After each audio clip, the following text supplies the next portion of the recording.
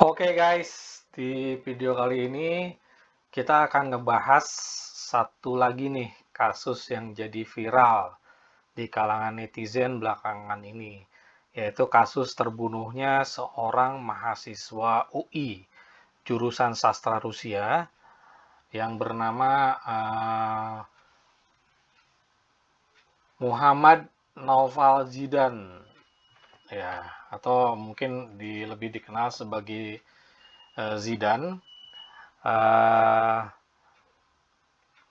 Ya, di sini dia adalah seorang mahasiswa usia 19 tahun jurusan sastra Rusia di Universitas Indonesia. Nah, kemudian untuk pelaku pembunuhannya sendiri itu tiada lain adalah kakak seniornya yang bernama Altaf Fasalia Arnika Basya atau lebih dikenal dengan panggilan Altaf, usia 23 tahun. Oke. Ya, jadi di sini gue akan awali ya untuk pembahasan kali ini itu dari sosok pelakunya tersebut. Ya, di sini gue bacakan sumbernya dari laman atau website berita1.com. Oke, berita1.com. Uh, ya, berita1.com ini. Nah, di sini di apa? Ada artikel judulnya Alta pelaku pembunuhan mahasiswa UI dikenal sebagai sosok yang sopan. Oke, oke. Nah di sini gua akan sedikit mengulas terlebih dahulu kronologis kejadiannya ya. Jadi peristiwa pembunuhan Zidan, mahasiswa UI dari jurusan sastra Rusia tersebut, itu terjadi pada hari Rabu, tanggal 2 Agustus tahun 23 ini ya, sekitar pukul 18.30 waktu Indonesia Barat atau ya waktu-waktu setelah sholat maghrib. Nah, jasadnya sendiri itu baru ditemukan 2 hari setelahnya, yaitu pada hari Jumat itu jam 10 pagi. Oke. Nah, di sini ya tadi mungkin udah gue bilang ya. Jadi si Altaf itu adalah mahasiswa jurusan sastra Rusia angkatan tahun 2020. Nah, dia sudah memasuki semester ke-7. Nah, di sini si Altaf sendiri ini ditangkap Satreskrim Polres Metro Depok bersama Polsek Beji di kamar kontrakannya yang tidak jauh dari rumah kosannya si korban juga, yaitu di lingkungan ya, sekitar Jalan Masjid Al-Faruq, RT 3 RW 1, Kelurahan Beji, Kelurahan Kukusan, Kecamatan Beji, Depok. Oke. Nah, di sini kita baca ya dari artikel ini sosok si Altaf yang katanya dikenal sebagai pribadi yang sopan, ya kan? Nah, ini kesaksian dari ibu kosnya nih, namanya Sunarsih. Nah, dia sebagai penjaga kontrakan, dia bilang kalau sehari-hari Altaf adalah anak yang sopan, dia sering menyapa jika bertemu sama orang atau berpapasan dengan orang. Nah, katanya sih anaknya sangat sopan gitu kan, selalu menyapa ketika bertemu. Saya tidak pernah curiga dia akan melakukan pembunuhan. Uh, Tabiatnya kalem katanya. Ya ini kata Sunarsi ini. Oke. Nah di sini diceritakan bahwa Altaf kontrak di situ itu udah dari tahun 22 ya. Udah dari tahun 2022. Oke. Ya ini dibilang lagi lah kepribadiannya itu sikapnya tidak aneh-aneh, ya kan. uh, Dia sehari-harinya cukup santai, suka bercanda gitu kalau ngumpul sama temen-temennya. Ya dia nggak nyangka aja dia akan jadi seorang pembunuh gitu kan. Nah kemudian sebelum terjadinya peristiwa pembunuhan ini memang Altaf seringkali pulang larut malam. Namun Sunarsi sama sekali tidak curiga Altaf kemana aja gitu kan. Jadi dia katanya sering pulang tuh jam 1 pagi gitu. Oke. Terus si Sunarsi bilang kalau si Altaf ini lebih banyak di kamar. Jarang keluar dari kontrakan atau dari kamar kecuali ada keperluan. Ya misalnya kalau pergi ke kampus untuk kegiatan perkuliahan eh, siang atau siang hari gitu kan, pulangnya sore. Nah, kemudian juga misalnya mau ngelondri, banyak baju kotor gitu, dia baru keluar kosan atau keluar kontrakannya untuk ngelondri atau cuci. Ya, oke. Jadi di sini, nah kemudian ada lagi, ini gue mengutip dari laman idntimes.com. Oke, di sini disebutkan, jadi memang si Altaf ini dikenal memiliki kepribadian yang tertutup dan sering menceritakan masalah investasi kripto. Jadi ya di sini ada rekan satu kontrakannya namanya ada Amin Akbar atau kita panggil aja Amin ya. Itu memang tidak terlalu mengenal sosok atau tidak terlalu mengenal kepribadian si Altaf. Ya di sini dikasih inisial AAB meski mereka tinggal satu kontrakan. Jadi kata si Amin atau Akbar ini dia menyebut pelaku memiliki pola tidur yang tidak jelas dan sering begadang gitu kan. Oke, kemudian di sini juga, nah ini tertutup sejak 2 bulan yang lalu. Jadi mungkin si Altaf ini udah ada masalah dengan investasi kriptonya yang merugi itu sudah ada sekitar 2 bulan yang lalu. Jadi mungkin karena banyak pikiran atau apalah, ya kan dia jadi tertutup. Terus beberapa kali si Altaf juga pernah mengeluh karena dia kesulitan nyari pinjaman uang untuk mengganti kerugian bermain kripto. Oke. Oke, kemudian di sini juga disebutkan, ya pokoknya intinya kepribadiannya jadi tertutup. Nah ini ada satu hal yang menarik nih. Jadi si Akbar ini membenarkan kalau tersangka hobi nonton film, baik itu film lepas ataupun film seri saat waktunya luang. Nah dalam konferensi pers di Polres Metro Depok, dia ngaku sering menonton film Narkos. Oke, nanti kita akan membahas tentang film Narkos.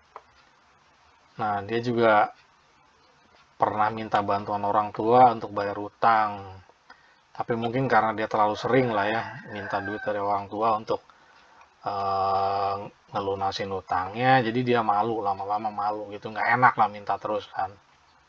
Nah, akhirnya dia berpikir nih gimana caranya menyelesaikan masalahnya dengan caranya sendiri gitu. Oke, ya pada saat itu sih cara-caranya nggak pernah diomongin ke kita orang, kata si Akbar.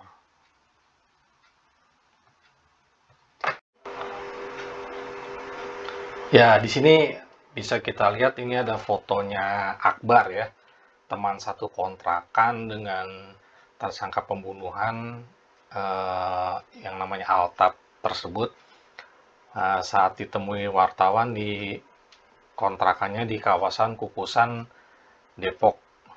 Oke, ya ini bisa kita lihat kaos oblong yang dia pakai ada tulisan satanik. Ya ini cukup lucu juga ya.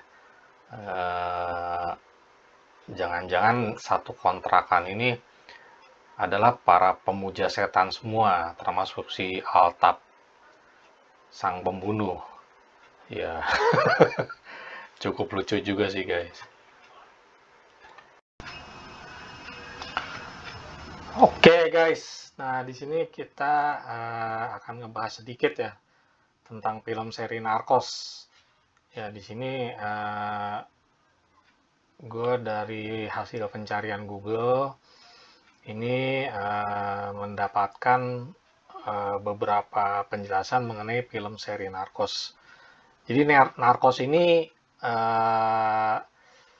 dipegang hak ciptanya oleh Netflix ya untuk penyiarannya atau penayangannya di seluruh dunia. Jadi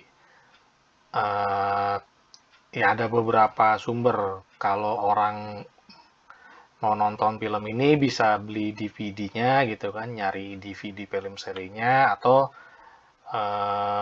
menontonnya melalui TV kabel atau saluran eh, penayangan yang khusus film-film.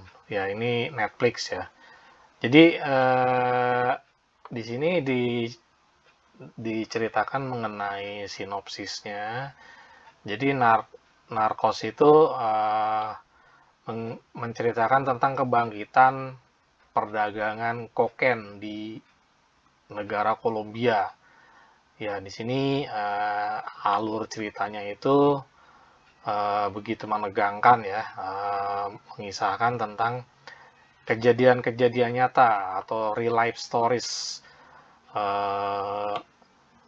drug kingpins atau bandar-bandar narkoba kelas kakap atau kartel-kartel narkoba di negara Kolombia itu di era akhir tahun 80-an. Ya, jadi gue sendiri udah pernah nonton sih film serinya dan bagi gue itu cukup bagus. Oke.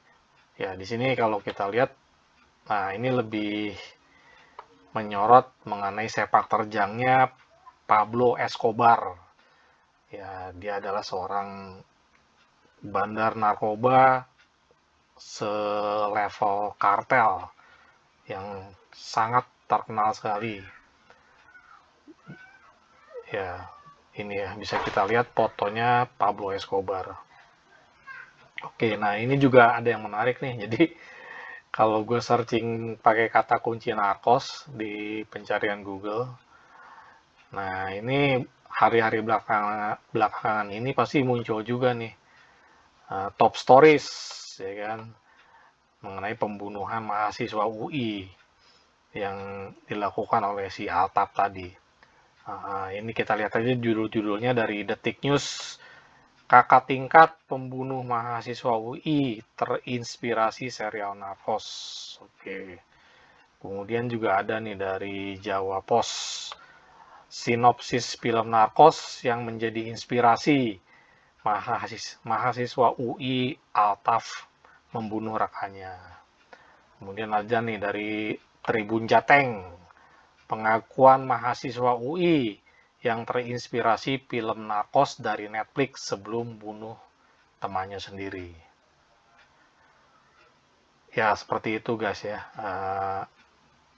Kita ulas sedikit nih mengenai film seri Narcos.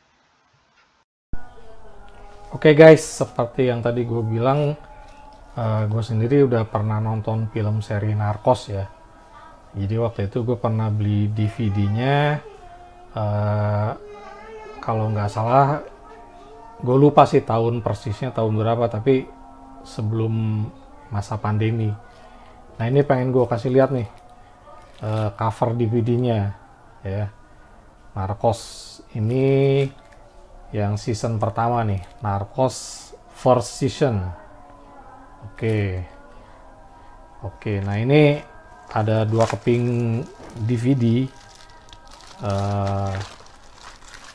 Ya ini bisa lo lihat ya, ini keping pertama dan yang ini keping kedua ya. Oke guys, begitu aja dulu guys.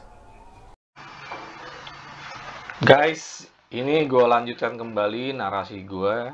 Ya, di sini gue akan ngebahas cuplikan dari liputan berita di TV pada saat digelar konferensi pers yang memperlihatkan si Altaf pakai baju tahanan warna oranye. Ya, nah kemudian posisinya itu dia membelakangi audiens dan menundukkan kepalanya.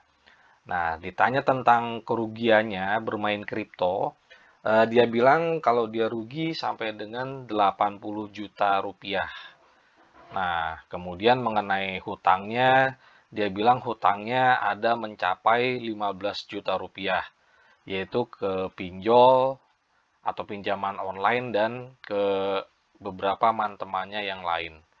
Nah, dengan si korban Jidan sendiri, si Altap ini ada hutang juga, yaitu 200.000 rupiah. Ya, ya 200.000 ya, ya maksudnya ini gue kira utangnya ada berapa gitu sama si Jidan, 2 juta atau 3 juta, ini cuma 200.000 rupiah. Ya kalau dipikir-pikir lucu juga sih, ya 200.000 doang gitu kan. Oke, kemudian dia bilang kenapa dia sampai nekat ngebunuh orang, itu alasannya karena dia sudah sedemikian hopeless, sedemikian putus asa. Jadi dia sudah mencoba menyelesaikan masalah dengan berbagai macam cara ya, mulai dari cara yang benar gitu, cara baik-baik, itu tidak kunjung selesai juga masalah hutangnya. Kemudian sampai akhirnya timbul pikiran jahat dia untuk menguasai harta si korban, dalam hal ini temannya Jidan, itu dengan cara membunuh. Oke. Oh ya, di sini ada satu scene nih di akhir liputan ini yang menurut gue sih cukup membingungkan ya. Jadi di akhir pernyataannya si Altaf ini bilang kalau dia telah memberikan kesempatan pada korban si Jidan, ya kan. Jadi reporternya nanya lagi gitu, maksudnya apa dia memberi kesempatan pada si Jidan. Nah, kemudian si Atap bilang kalau dia memberi kesempatan pada si Jidan untuk bisa membunuhnya juga, ya gitu. Menurut gue sih ini agak lumayan rancu ya. Maksudnya begini, kalau emang dia pengen menguasai harta korban dengan cara membunuhnya, ngapain juga gitu? Dia berharap untuk dibunuh gitu, ya kan?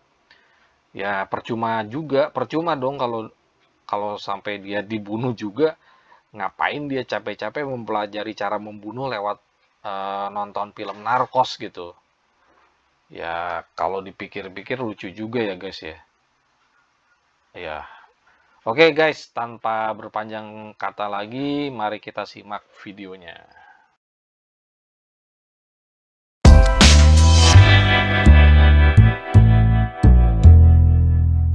Korban sendiri inisialnya MNZ 19 tahun dan pelaku AAB 23 tahun. Adapun motifnya adalah karena si korban ini mengalami kerugian lah investasi online kripto. Pelaku ya, pelaku. Ya, pelaku. Dia bermain investasi di kripto, kerugian banyak sehingga dia banyak utang lah dengan itu, termasuk utang pinjol.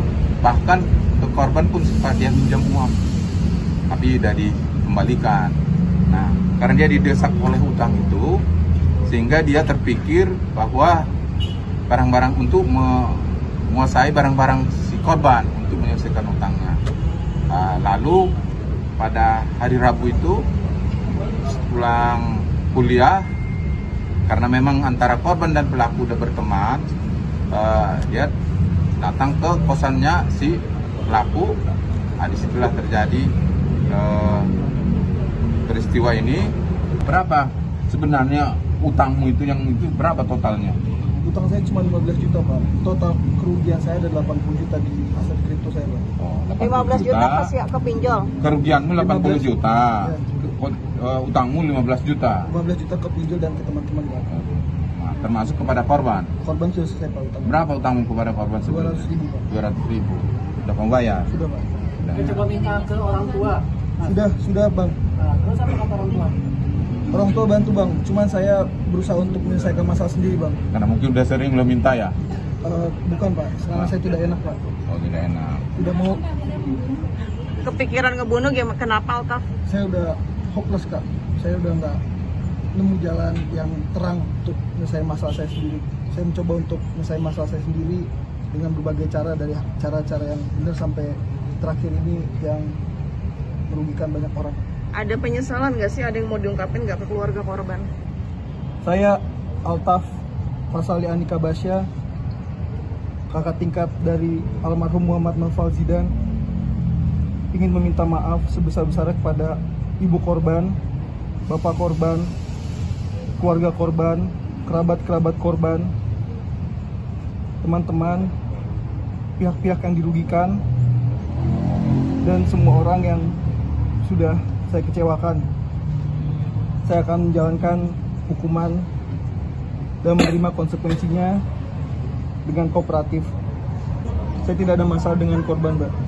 Tidak ada masalah pribadi, tidak ada dendam. Karena saya udah putus asa juga.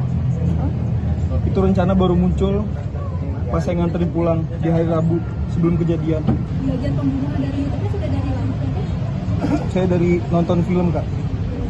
Nonton film apa? Tidak sengaja, Kak. Itu bisa bukan karena ada dendam atau apa gitu, Mas? Bukan, Mas. Nonton film apa lo? Narkos, Kak. Narkos. Oke.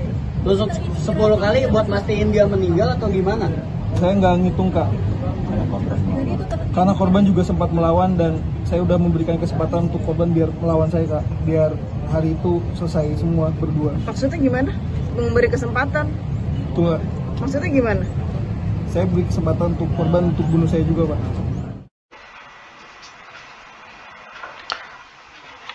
Ya, tadi sudah kita dengarkan ya guys ya, penjelasan dari pihak kepolisian ini yang diwakili oleh AKP Nirwan Pohan. Ya, di sini jabatan beliau adalah sebagai Wakasat Reskrim Polres Depok.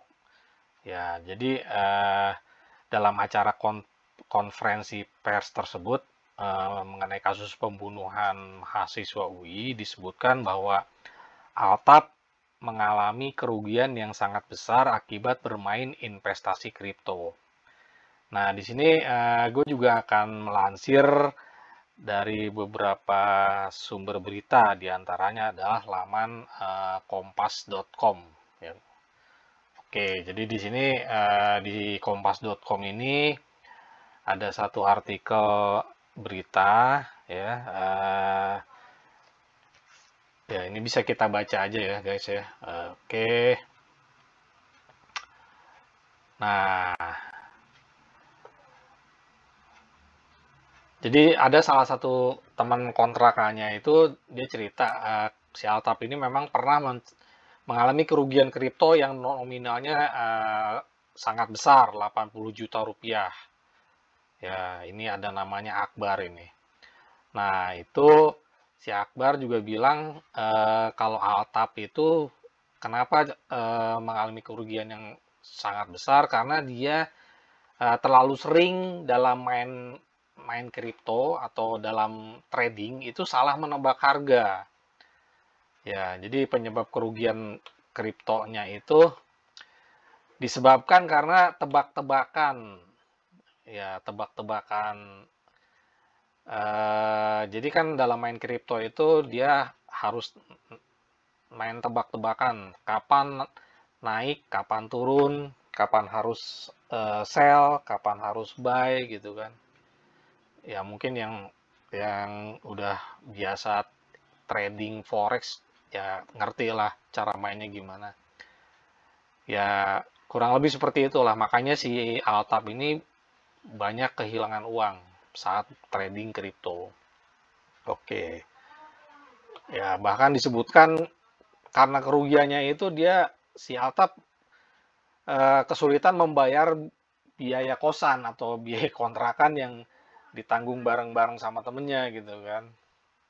Jadi dia sampai nunggak bayar kosan atau bayar kontrakan. Oke. Kemudian juga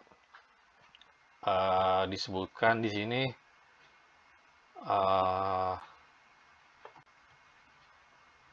oke. Nah, ini ada laman berita suara.com ya, suara.com. Jadi ini disebutkan aset kripto yang dimiliki Altaf itu lama-kelamaan semakin menurun dan akhirnya membuatnya frustrasi karena kehilangan banyak uang. Ya bisa dimaklumi, ya kita bisa memahami lah. Jadi si Altap ini kan masih mahasiswa, umurnya 23 tahun, dia masih berstatus sebagai mahasiswa. Ya namanya mahasiswa itu kan ya belum punya penghasilan tetap lah, karena dia memang aktivitas sehari-harinya lebih banyak untuk belajar, untuk perkuliahan di kampus. Jadi beda sama orang yang sudah bekerja atau sebagai karyawan. Nah, itu kan udah punya gaji tiap bulan. Kalau yang namanya mahasiswa, gue yakin sih sebagian besar atau mostly itu masih minta dari orang tua gitu kan. Nah, di sini apalagi dia udah mulai main kripto gitu kan, banyak loss atau banyak ruginya sampai mencapai nominal 80 juta rupiah. Oke. Nah, si Akbar pun mengungkapkan bahwa tersangka atau si Altap ini dia main kripto itu dengan prinsip seperti tebak-tebakan, ya menebak keuntungan dan kerugian, sehingga jika dilakukan terus-menerus maka kerugiannya akan semakin bertambah besar. Ya ini menurut gue sih nggak ada bedanya sama judi online ya guys, main judi online. Ya ibaratnya ya mohon maaf sebelumnya, ini mungkin saya tidak menganjurkan Anda main judi online, tapi yang sudah familiar dengan judi online, ya mungkin tahulah permainan bakarat gitu kan. Tebak-tebakan antara banker atau player, antara pihak merah atau pihak biru, seperti itu guys. Jadi di sini dijelaskan si Akbar ini katanya tersangka atau Altap sempat mengeluh karena sulit mencari pinjaman. Ya bisa dimaklumi ya, nominal yang ingin dipinjam itu terlalu besar.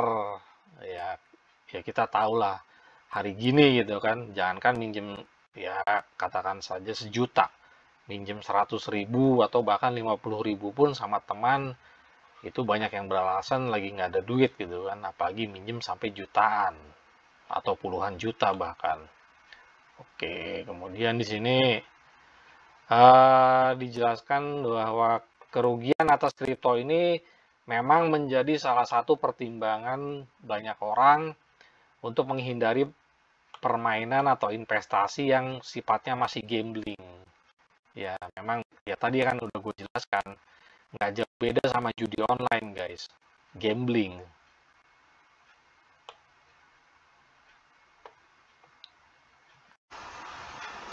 Ya ini gue mau membagikan tentang pengalaman pribadi gue ya.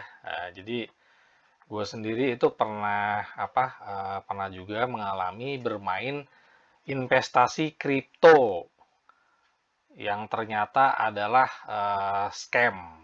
Nah, jadi scamming ini berkedok sebagai penawaran kerja paruh waktu atau kerja part-time yang sifatnya online. Ya, di sini gue mau kasih lihat ya guys. Ini jadi waktu itu kan gue pernah dapat tawaran tuh dari WhatsApp ya, chattingan WA gitu. Ada yang chatting ke gue di WA itu pakai bahasa Inggris gitu kan. Ya bagusnya gue ngerti bahasa Inggris gitu. Jadi gue bisa berkomunikasi dengan orang yang menawarkan kerja part-time tadi. Nah, oke. Jadi kemudian ya dia nawarin kerja part-time, dia bilang sih penghasilannya antara 800.000 sampai dengan sejuta atau 2 juta dalam sehari.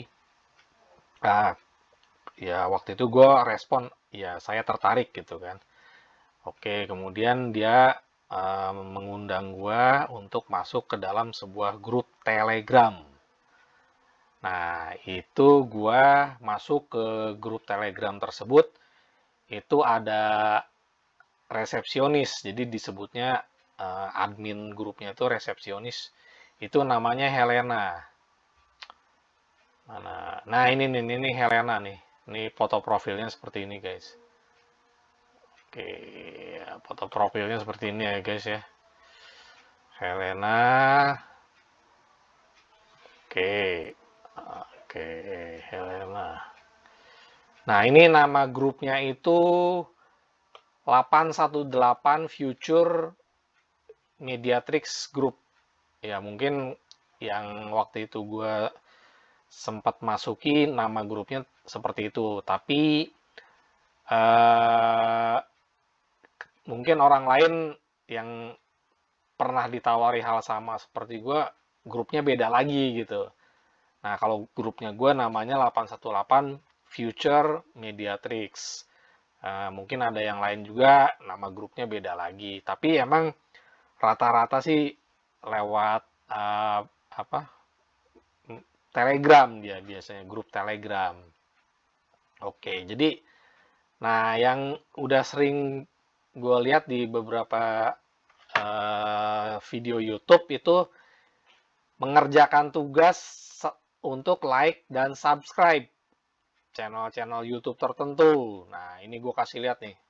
Ini dari grup Telegram gue tersebut ya. Jadi gue disuruh subscribe channel, ya ini kita sebut aja lah, misalnya ini Trans 7 Official gitu kan.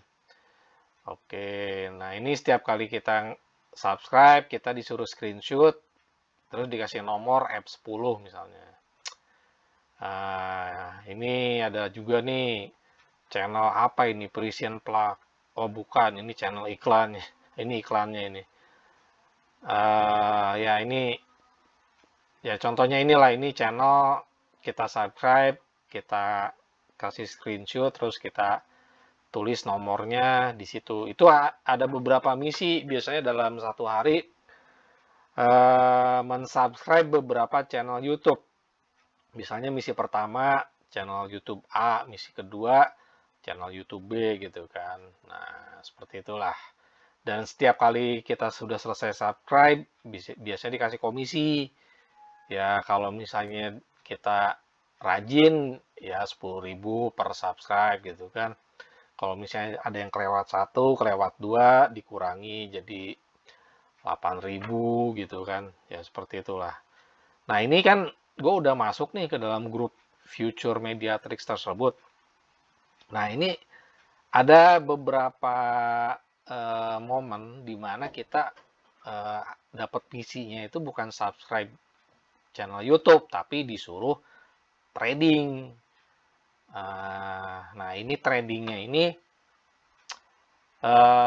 kita harus transfer nih guys. Ada yang nominalnya 200.000. Kalau yang baru pemula atau newbie biasanya 200.000 ya kan. Nanti dibalikinya 260.000 gitu. Kemudian ada yang 800.000, dibalikinya 1.200.000 gitu kan. Nah, ini ada nih skemanya seperti ini guys. Oke. Ya, ini bisa lo baca ya. Di sini kan jadi ada grup project nih guys, 2 sampai dengan 4 task atau tugas. Jadi setiap project itu atau setiap task itu kita diharuskan transfer sejumlah uang tertentu. Nah, ini according to market demand, we are recruiting different IPs to assist in cryptocurrency speculation. Nah, jadi memang ini kemasannya trading cryptocurrency atau investasi kripto guys, seperti itu guys. Oke, nah ini ada beberapa member nih, ini gue kasih lihat. Jadi di dalam grup tersebut itu ada banyak member lah, 203 member nih, bisa kelihatan di sini kan. Nah, cuma ini jadi kalau kita baca nih chattingan-chattingan di grupnya, itu mereka tuh bersemangat gitu, antusias sekali setiap kali ada misi yang sifatnya trading atau transfer sejumlah uang gitu kan. Nih kayak ini ada nih, gue bacain ya. Mana nih kok nggak ada balasannya dari resepsionis? Saya perdana mau langsung tes nomor 4. Nah, itu mungkin 3,5 juta tuh dia transfernya. saya akan coba 1,5 juta gitu kan. Ya ada banyak lah macam-macam. Nah, gue pernah iseng nyoba nanya nih sama salah satu member grup tersebut, namanya Ferdiansyah. Ya gue cerita gitu kan, kalau kalau misalnya main di prepay 800.000 itu masih aman nggak gitu. Nah, terus ini gue sebutin aja kalau di grup tes itu ada pilihan option 1, 2, dan 3. Katakan saja option 1 adalah jumlah tugas transfer yang terkecil. Nominalnya paling sedikit, tapi ternyata sudah diambil peserta grup tes yang lain. Nah, pertanyaan saya adalah apakah kita masih bisa ambil option 1 atau pilihan kita tinggal option lain yang belum diambil. Nah, gambaran posisinya seperti ini, Mas. Dengan modal saldo rekening yang pas-pasan, saya paling cuma bisa main di prepay 800.000. Nah, dan akan selalu ngambil option tersebut ya, dengan jumlah transfer terkecil. Apalagi kalau sampai dapat tesnya itu atau tugas grupnya itu 4 kali gitu. Nah, gue nanya, mohon pencerahannya mas, gitu. Itu nggak dibales, guys. Nggak direspon. Dan gue nanya nggak cuma satu orang doang gitu kan, beberapa orang selain si Ferdiansyah ini. Gue nanya beberapa orang, guys. Itu nggak ada yang respon satupun. Nih, gue kasih lihat nih screenshotnya nih. Nih, ada namanya, nih ini gue kasih lihat aja tuh. Eliza Bahora, Angga Saputra, Novia P, Sahrul, Agung Yudo. Oke. Nah, ini kalau asumsi gue sih mereka semua tuh anggota komplotan scammer tersebut, guys. Jadi ini makanya mereka nggak ngerespon pertanyaan gue, karena mereka ya namanya anggota komplotan kan. Ya mereka juga nih transfer itu ya duitnya muter-muter aja di dalam apa cash flow komplotan tersebut gitu kan. Jadi banyak ini memang meyakinkan, guys, kalau orang yang belum belum sempat ketipu gitu. Ini mereka setiap kali transfer tuh ngasih screenshot kan saldo atau nominal transfernya, misalnya di sini 3,5 juta gitu kan. Itu mereka screenshot, beneran screenshotnya emang udah transfer. Tapi gue yakin itu duitnya duit komplotan itu juga gitu loh, muter-muter di situ juga. Kayak gitu, guys. Nah, kemudian di sini gue mau kasih lihat nih. Sebentar, guys. Ya, di sini gue mau kasih lihat, guys, website yang dipakai untuk trading cryptocurrency tersebut. Ya, ini tampilan awalnya seperti ini ya, guys. Nama websitenya itu https kila1.cc/index ya. Ini ada kelihatan nih Gmail spmati23@gmail.com. Nah, ini ada home, ada buy crypto, trade, apa ini, announcement center lah. Ya, seperti itulah. Ini gue udah login ya, guys. Ini gue screenshot, posisinya gue udah login ke dalam akun trading gue gitu. Oke. Nah, di sini nih, udah kelihatan dalaman dashboardnya nih, guys. Nah, ini ya grafik cryptocurrency-nya nih, seperti bisa lo lihat di sini ya, tampilannya kayak gini. Kemudian ini kan posisi nih gue udah deposit nih, guys. Gue posisi udah deposit 800.000 pada saat itu, guys.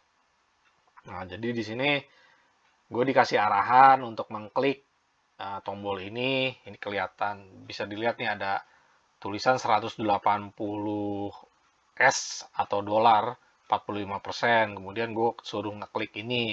Nah, nanti munculnya kayak gini, guys. Ya kan? Nah, kita disuruh ngeklik confirm order seperti itu, guys.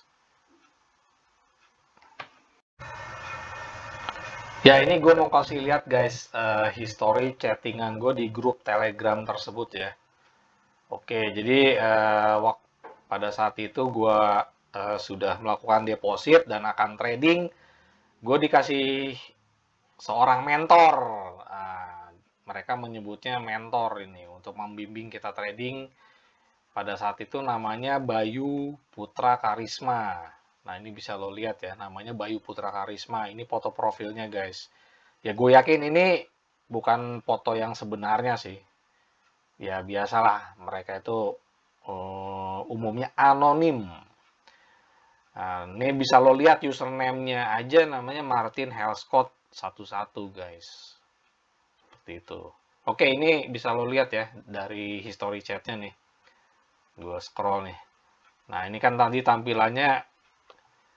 Nah, ini dia bilang gini, register a dedicated account for this test. Nah, ini gue dikasih link websitenya kan, kila1.cc https://kila1.cc/login/register. Oke, gue bilang ya ini sudah register gitu kan. Nah, terus ini gue kasih ya tadi screenshotnya sama ya guys ya, tampilan awal website tadi itu sama tadi dengan yang sudah gue perlihatkan. Oke, nah kemudian gue disuruh mengupload foto KTP, tampak depan dan tampak belakang. Nah ini ya. Oke, kemudian di sini gue disuruh trading nih. Nah, ini udah masuk nih ke dalam dashboardnya. Tadi gue udah kasih lihat juga ya guys ya. Oke, tampilannya seperti ini guys, dashboardnya. Oke.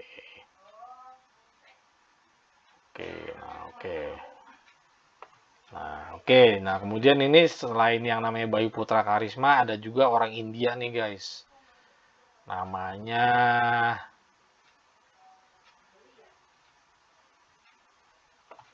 ini nih, Ajatasatru. Namanya Ajatasatru. Ini nama India. Nih foto profilnya kayak gini guys. Oke. Ya gue rasa ini juga bukan orang yang sebenarnya sih. Nama samaran lah. Nah, orangnya nggak kayak orang yang sebenarnya mungkin beda lagi gitu kan.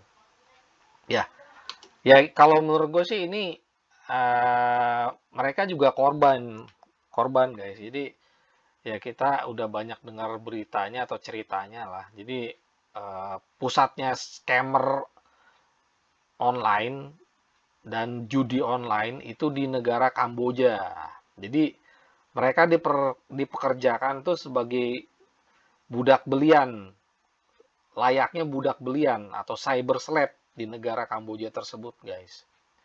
Ya, jadi yang tadi gue udah ceritakan ada grup Telegram, membernya bisa sampai 200-an orang. Nah, itu sebagian besar tuh ya mungkin ya pekerja-pekerja scammer di Kamboja tersebut, guys. Dan mereka itu diperlakukan dengan sangat tidak manusiawi ya. Jadi bekerja tanpa ada liburnya. Kemudian kalau misalnya tidak mencapai target dalam 1 hari, itu ada hukuman fisik. Kebanyakan sih disiksa seperti dipukuli, dicambuk, disetrum, dan sebagainya guys. Nanti akan gue bahas di dalam video ini juga. Jadi beberapa waktu lalu gue pernah melihat di TikTok ada penipuan, bentuk penipuannya tuh gini. Jadi kita dikasih misinya itu untuk mensubscribe suatu channel YouTube. Habis itu kita screenshot untuk sebagai bukti bahwa kita udah melakukan subscribe. Habis itu nanti kita dikasih komisi, dan komisinya benar ditransfer gitu ya. Dan misinya ini terus meningkat gitu ya. Lama-lama misinya itu menjadi transfer dana, transfer uang gitu ya.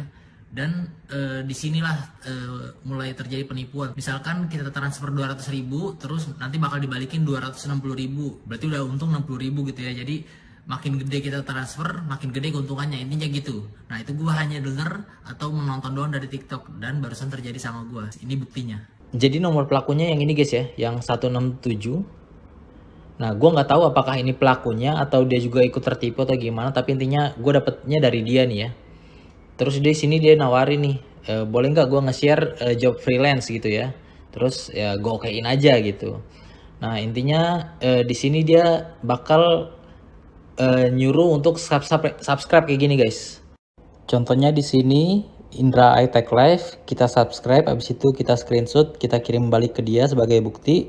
Terus lanjut ke tugas kedua, Just No Limit, kita subscribe, kita screenshot, kita kirim lagi ke dia sebagai bukti, dan seterusnya. Nah, kemudian dari sini dia ngasih kita ke Telegram nih guys. Kita dilempar ke Telegram, suruh hubungin Pasmina 9 ini guys, dengan kode sebagai berikut. Jadi kita ikutin aja guys ya. Kemudian kita buka Telegram, kita cari Pasmina, habis itu kita masukin kode yang barusan dikasih sama orang ini guys. Nah, kemudian dia suruh untuk tektokan sama orang yang di Telegram aja. Jadi kita nggak tektokan lagi sama yang di WhatsApp ini guys. Nah, kita hubungan sama Pasmina, dan ke Pasmina ini sama guys. Kita tetap dikasih misi juga. Kita suruh subscribe lagi orang ketiga, dan setelah ini kita bakal ditransfer guys.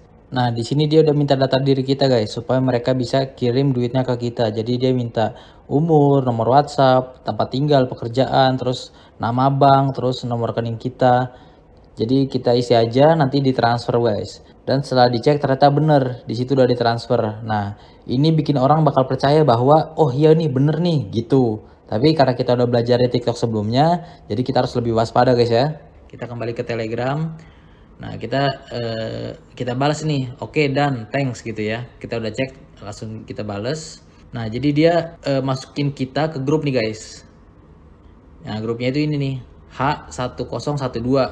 Jadi intinya di grup ini tuh orang-orang yang bakal melakukan misi. Nah, kita ke atas dulu ya. Nah, gue baru join tuh di M13, di misi ke-13 gitu guys.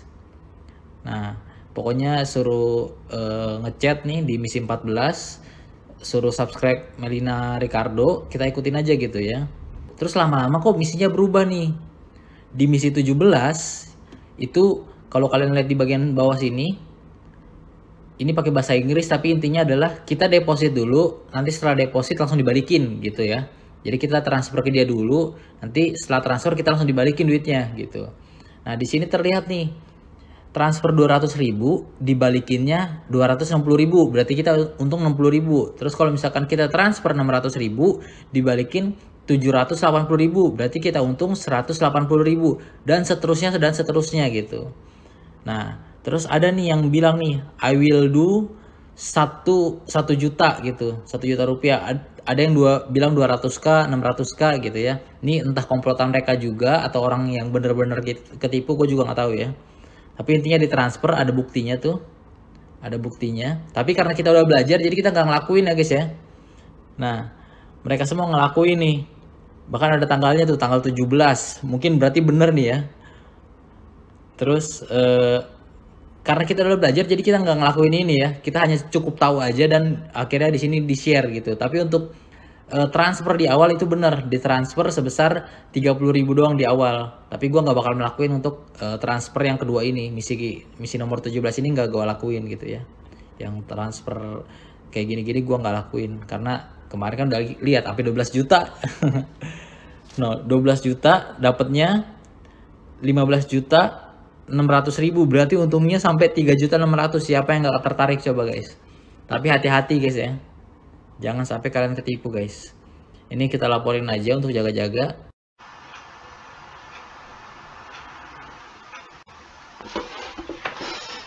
Ya, di sini kita akan bahas lagi ya artikel dari laman website.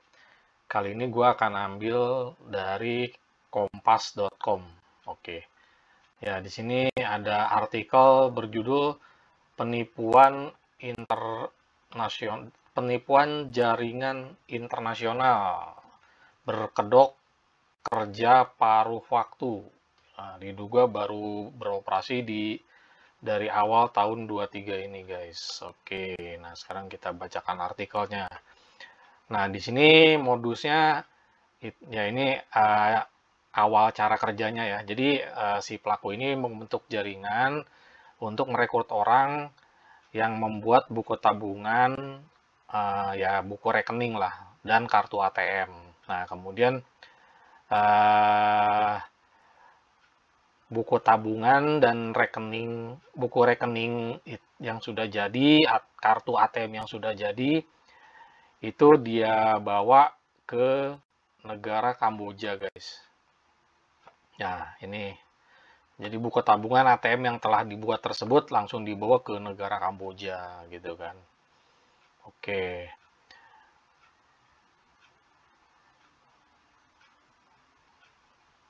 Nah, ini ada pelakunya, inisialnya DPS. Dia berperan sebagai pembuat buku tabungan atau buku rekening dan kartu ATM.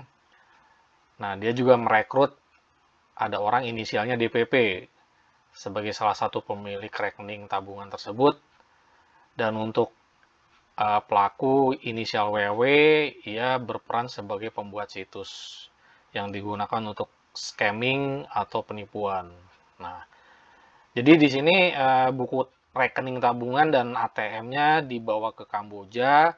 Nah, terus pelaku yang ada di Kamboja itu membuatkan sebuah situs untuk scamming atau penipuan tersebut.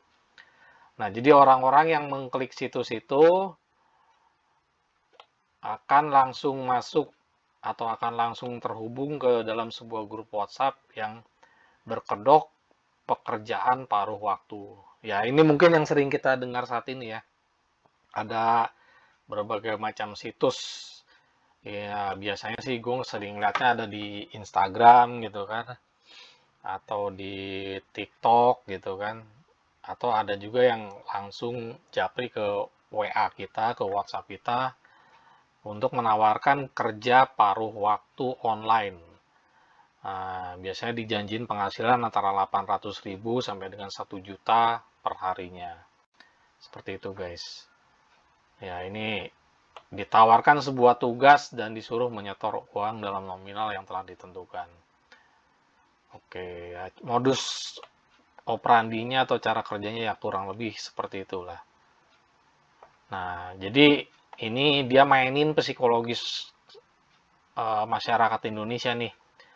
Nah, di mana korban yang berharap mendapat keuntungan yang dijanjikan itu akan terus melakukan transfer hingga uang dalam rekening korban habis. Ya ini yang yang tadi udah gue bilang kan, gue sendiri pernah ngalamin yang kayak gini. Dan to be honest, saldo di rekening gue itu ngepas gitu kan. Ya nggak ada lebih dari 3 juta lah, makanya hati-hati aja. Oke. Nah, kemudian di sini juga dibahas nih di artikel yang berjudul modus penipuan like dan subscribe kembali makan korban. Kali ini dia kerugiannya hingga mencapai 48 juta rupiah. Oke. Nah, di sini kejadiannya itu menimpa seorang karyawan berinisial COD. Ya, usianya 24 tahun. Ya, ini cukup lucu juga ya, inisialnya mirip kayak metode pembayaran online shop cash on delivery gitu ya. COD. Oke. Ya, COD ini diketahui mengalami kerugian sebesar 48,8 juta rupiah.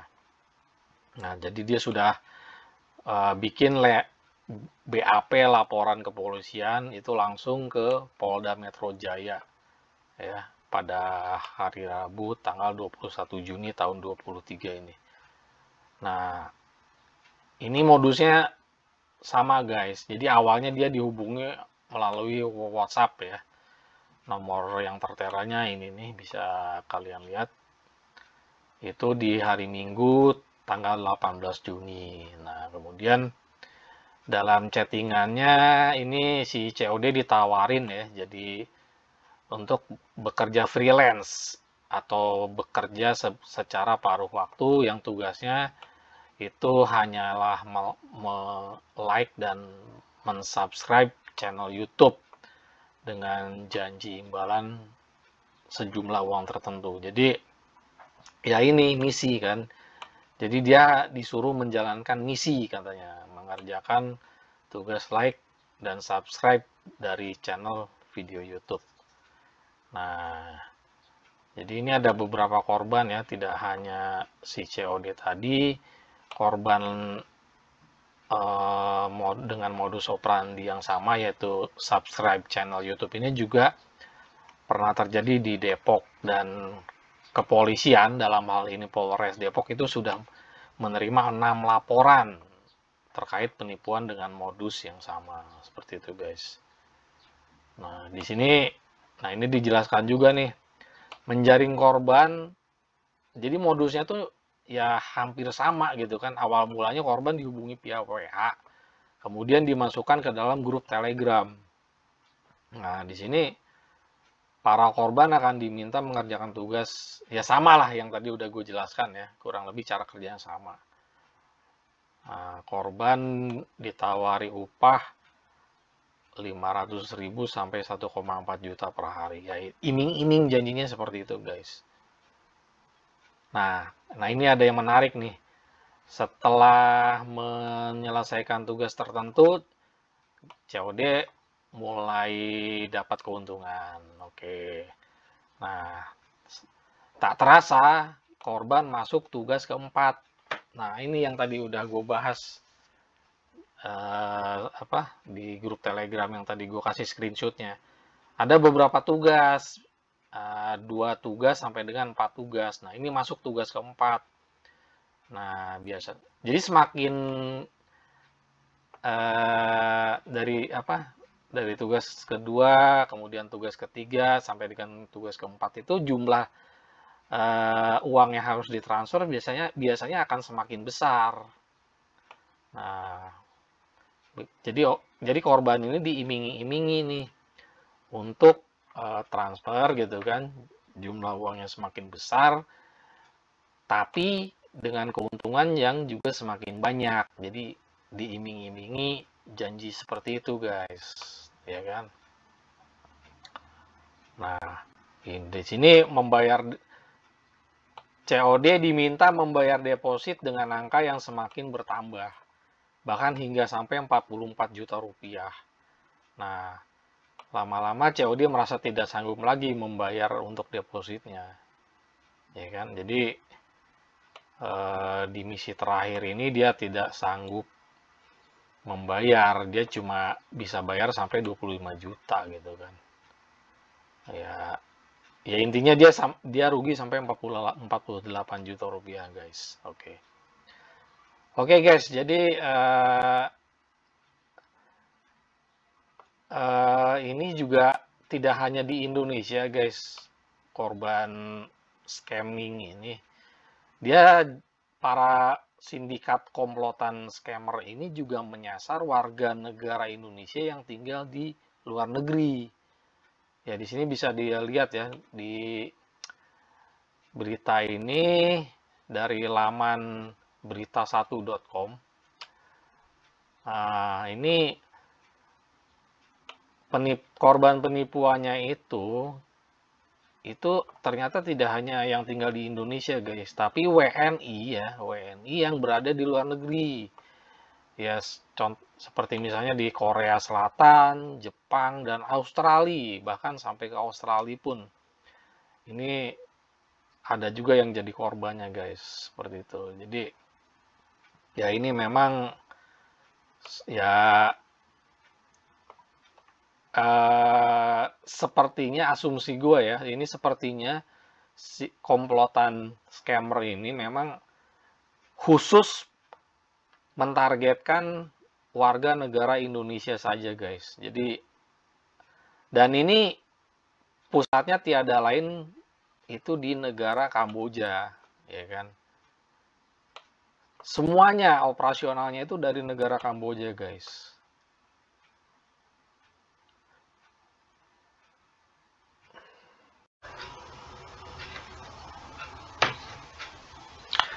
Ya, di sini gua akan memperlihatkan beberapa fragmen video yang dicuplik dari beberapa channel YouTube. Diawali dengan cerita Ahmad Zaini, pria asal Jember yang ditawari pekerjaan di Kamboja dengan gaji 7 juta per bulan. Karena kondisi keluarga yang sedang terbelit hutang, dia dan istrinya merasa tertarik dan akhirnya ikut diberangkatkan ke Kamboja bersama 4 rekannya yang lain. Jadi total ada 6 orang. Ya, di sini bisa kita lihat ya guys ya, thumbnail dari video YouTube-nya guys. Judulnya Kesaksian Korban TPPO di Kamboja, ditipu lalu dijual 115 juta rupiah untuk jadi budak. Oke, gue lanjutkan lagi. Nah, jadi ternyata iming-iming gaji besar yang dijanjikan untuk itu tidak menjadi kenyataan, guys. Jadi, alih-alih mendapatkan pekerjaan dengan gaji besar, mereka malah dijadikan sebagai cyber slave atau budak kerja paksa penipuan online atau sebagai scammer. Nah, jadi karena dia dan istrinya tidak ada bakat menipu, akhirnya mereka berdua diberhentikan dan kemudian dipindah kerjakan ke kota yang lain. Dari kota Sihanoukville menuju kota Samraong. Oke. Nah, di sini si Ahmad J ini cerita lagi, guys. Jadi perlakuan yang mereka terima sebagai pekerja scammer itu sangat tidak manusiawi. Di antaranya adalah jam kerja yang melebihi 12 jam per hari, kemudian hukuman skot jam sebanyak 100 kali jika tidak mencapai target harian, yaitu 40 spam di Facebook dan 40 DM di Instagram. Jadi siksaannya itu mulai dari skot jam gitu kan, disuruh skot jam 100 kali sampai dengan siksaan fisik berupa pemukulan. Seperti itu, guys. Nah, kemudian di sini di cuplikan selanjutnya ini ada lagi nih cerita tentang mantan pekerja judi online yang berhasil kabur dari Kamboja. Nah, di sini dia kabur karena banyak mendapat tekanan dan intimidasi di lingkungan kerjanya sewaktu dulu masih sebagai customer service di judi online. Nah, ditambah lagi dengan peraturan kerja di tempat judi online tersebut yang juga sangat tidak manusiawi ya guys ya, dimana diantaranya jam kerja itu sering melebihi 12 jam. Kemudian juga adanya sanksi yang diberlakukan bila tidak mencapai target harian. Hukumannya bisa berupa kekerasan fisik seperti dipukuli kepalanya, kemudian wajahnya dihajar hingga babak belur ya. Itu sampai divideokan, sampai dengan disetrum guys. Seperti itu guys. Nah, jadi narasumber yang bernama Samaran Jonas ini, dia bilang kalau dia sering menemukan mayat orang Indonesia mengambang di danau yang tidak jauh di seberang mes tempat tinggalnya bekerja. Satu hal lagi nih, jadi sewaktu diselamatkan oleh pihak KBRI di Kamboja, itu si Jonas ini disuruh mengisi semacam formulir pengaduan. Nah, di situ tercantum untuk pilihan jenis pekerjaan itu ada judi online, kemudian scammer, dan ada juga pekerja restoran. Nah, di sini kita bisa melihat ya guys ya. Jadi untuk pekerjaan scammer ini memang dilegalkan di Kamboja sana.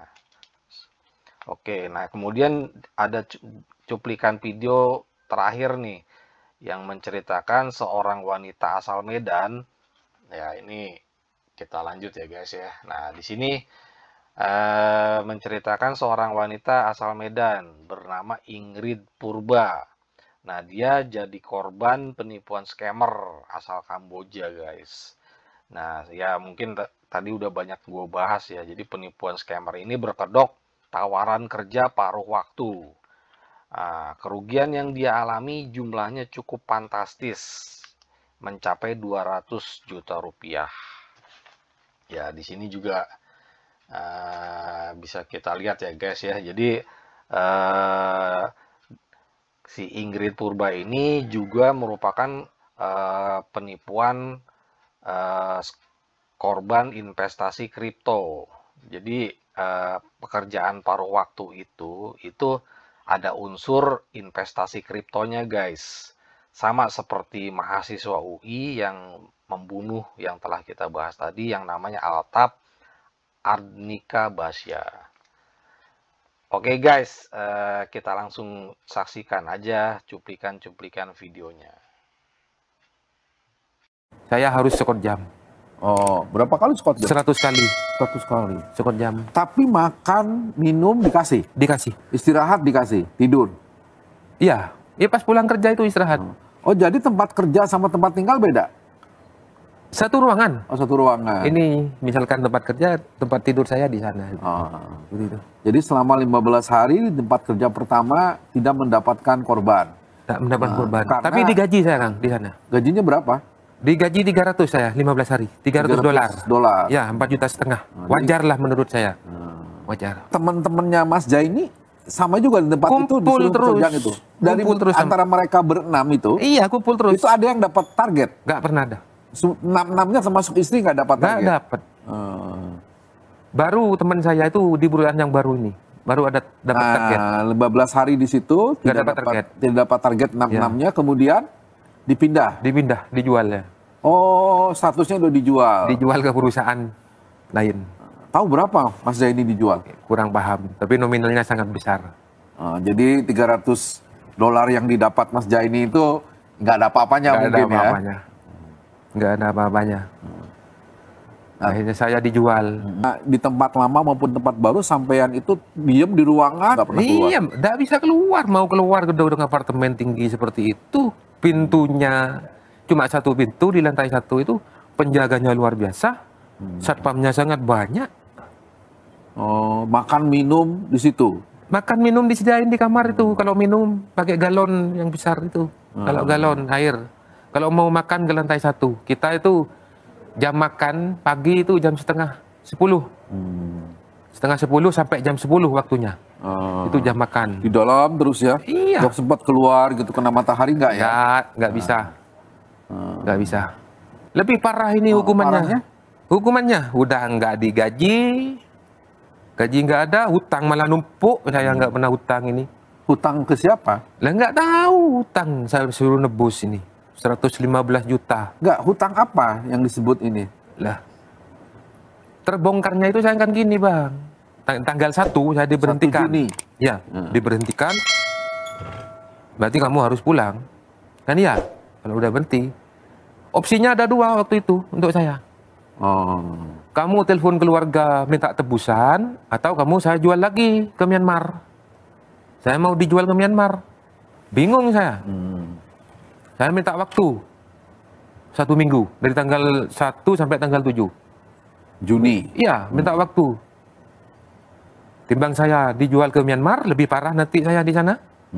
Akhirnya saya telepon keluarga. Oh, bisa telepon. Iya, bisa telepon keluarga. Pakai telepon siapa? Telepon ini saya. Karena sudah nggak kerja, berarti handphone dikasih untuk menghubungi keluarga di Indonesia. Akhirnya saya telepon adik saya Valian namanya. Saya telepon, saya carikan uang. Saya carikan uang 70 juta untuk nebus saya. Soalnya saya mau dijual ke Myanmar. 70 juta tuh untuk Mas saya Jaini dan istri saya. Istri 2. Ya, istri saya. Telepon, bingung keluarga. Sudah hutang saya numpuk di kampung, malah ini buat hutang ini lagi. Minta lagi 70 juta berdua. Tapi akhirnya keluarga ngirim. Nggak ngirim, dapat dari mana uang? Nah, selain menghubungi keluarga, saya juga menghubungi agen yang memberangkatkan saya. Ternyata agen juga nggak mau tanggung jawab. Gimana uangnya udah dapat, nggak punya uang keluarga. Agen nggak mau tanggung jawab. Oh, udah, bajunya sekarang ambil. Bajunya sekarang ambil. Saya yang pulangin. Pulangin itu ongkosnya dikasih pinjam cuma istri yang jadi jaminan. Oh, jadi Mas Jaini boleh pulang. Suruh cari uang. Tapi istri cari uang untuk yang 115 juta itu. Iya. Tapi istri tidak pulang. Tidak boleh pulang. Semacam sandra gitu ya. Iya. Buat jaminan, biar saya tahan di sini. Selama kamu nggak dapat uang 115 juta, istrinya saya tahan buat jaminan di sini. Nangis saya, Kang. Dinaikin ke mobil. Nah, ketika dibilang pulang, istri jadi jaminan? Nangis. Ancamannya gimana? Apakah disebut nggak? Kalau nggak di ini, istri dibunuh atau dijual atau gimana? Nggak. Bilangnya perusahaan istri saya itu aman di sini. Nggak kira terjadi apa-apa. Bos bilang seperti itu. Tapi sebagai seorang suami kan saya gimana? Iya. Nggak tega lah. Nggak tega sama istri. Kasihan ya. Sayang saya sama istri. Nangis saya tuh kan. Dikeluarin naik mobil itu. Sama Diki. Terus diantar ke salah satu bandara. Saya diturunin jam 1 malam itu. Bingung saya tuh pas. Ini saya diturunin di ini Kang. Di mana itu namanya? Nggak tahu ini di mana jam 1 malam.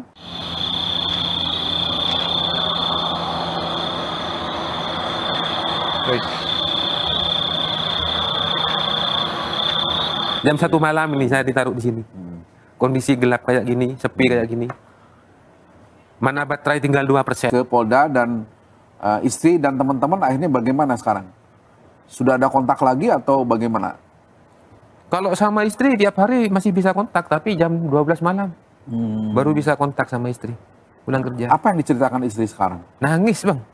Tiap hari nanti kapan saya pulang, kapan saya pulang. Kemarin istri saya sakit, sudah diinfus kemarin. Ya, kaget juga. Udah gaji langsung dipotong. Dipotong hutang yang 115 juta itu. Oh, jadi dapat gaji di tempat kerja ini sekarang. Iya. Tapi langsung dipotong yang itu. Berapa katanya gajinya? 200. 200 per minggu? Wah, 1 bulan 200 kan. 1 bulan $200. 3 juta. Oh, 3 juta. Iya. Untuk motong 115 juta. Iya. Nggak pegang uang sama sekali istri saya itu. Nah, menurut istri teman yang sisanya 4 orang lagi masih di sana? Saya pas tahu kalau saya itu dijual, memang benar-benar penjualan TPPO, tindak pidana penjualan orang. Iya, tahunya dari bos sendiri saya. Dari bos perusahaan yang sekarang. Kamu itu dijual sama agen ke saya udah. Jadi kamu itu budak saya untuk mencari uang buat saya.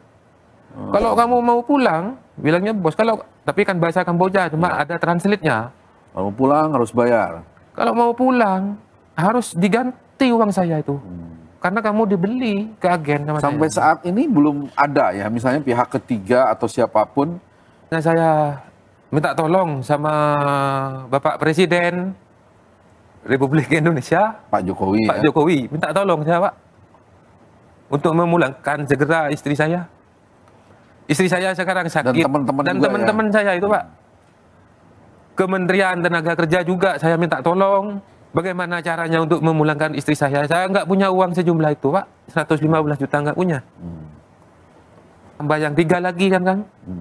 35 itu. Jadi Mas Jaini ini sejauh ini dari Pemda Kota Jember ya, dari Kabupaten Jember, kemudian dari Provinsi belum ada perhatian, belum ada bantuan. Makanya tadi minta langsung ke Pak Presiden. Iya. Makanya saya juga minta tolong sama Ibu Hovifah, Gubernur Jawa Timur. Bupati Jember, Bapak Hendi, Pak, minta tolong saya, Pak. Saya warga Jember, Pak. Saya warganya Bapak ini, orang Jember, Bapak. Minta tolong saya. Semua dinas terkait. Minta tolong saya. Saya nggak punya uang untuk menebus istri saya. Dan teman-teman. Dan teman-teman saya itu semua. Minta tolong saya. Itu hanya bisa ketemu dengan 6 orang ini. Di luar 6 orang ini nggak pernah ketemu yang lain. Yang jadi korban orang Indonesia. Yang bekerja maksudnya, Kang. Kalau yang bekerja itu satu tim itu di sana satu ruangan seperti ini, Kang. Itu 60 orang, Kang. 60 orang. Itu orang Indonesia semua? Orang Indonesia semua. Korban semua berarti ya? Bukan. Kerja kayak saya. Ya korban agen juga. Iya, 60 orang. Dari daerah mana aja yang rata-rata orang Medan. Ada orang Medan ada orang juga? Jakarta juga 2 orang. Oh. Ada. Ada orang Banyuwangi juga ada. Ada orang NTT juga ada. Korban agen yang bertanggung jawab. Bilangnya gajinya besar. Di sana itu udah terjebak, Kang, sebenarnya. Rata-rata yang masuk ke sana udah terjebak. Udah gaji nggak sesuai. Yang dijanjikan $700, nggak. Gajinya cuma $200, 3 juta. Terjebak semua di sana. Korban semua. Korban terjebak semuanya di sana. Soalnya untuk pulang kan mereka nggak ada biaya. Sempat direkam ya video istri sama teman-teman yang minta tolong untuk dibebaskan? Iya, ada. Mas, coba bisa lihat.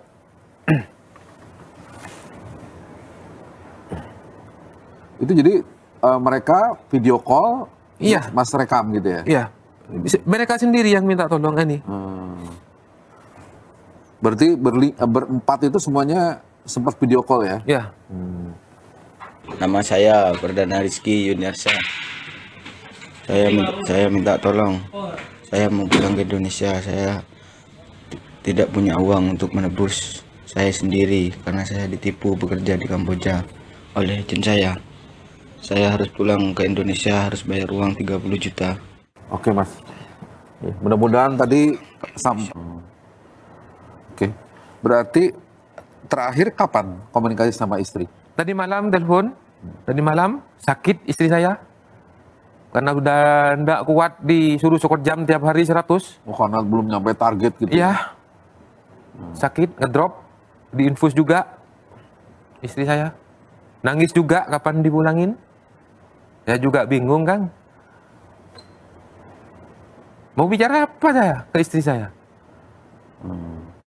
Pencarian data pertama dimulai dari website judi online SD Toto. Kami mencoba melacak dari mana website ini dioperasikan. Dan dari pelacakan sederhana saja, website ini diketahui berasal dari wilayah Kamboja.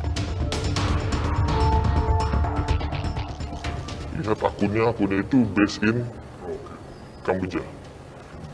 Ketika mendaftarkan ini, didaftarkan dari Kamboja. Sama seperti akun Facebook.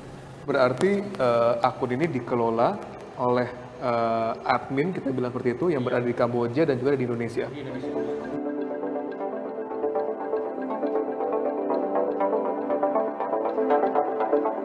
Kota Phoi Phet dikenal sebagai surganya penjudi, bahkan dicap sebagai kota judi terbesar di Kamboja. Jajaran kasino legal maupun ilegal dengan mudah ditemukan di Phoi Phet. Dan di kota inilah salah satu website judi online terpopuler Indonesia dioperasikan. Jonas kabur dari perusahaan judi online di Kamboja beberapa waktu lalu. Meski sudah ditolong untuk kembali ke Indonesia, nyawa Jonas masih di ujung tanduk. Bos judi menghargai kepala Jonas puluhan juta rupiah. Setelah Anda akhirnya ditolong KBRI, pulang ke Indonesia, bagaimana keselamatan Anda selama di Indonesia ini? Selama di Indonesia ini sih saya banyak mendapatkan mendapatkan tekanan ya. Karena saya dapat bocoran dari teman-teman saya, bos ini mencari saya gitu. Pokoknya kepala saya dihargai berapa puluh juta untuk dibawa ke depannya.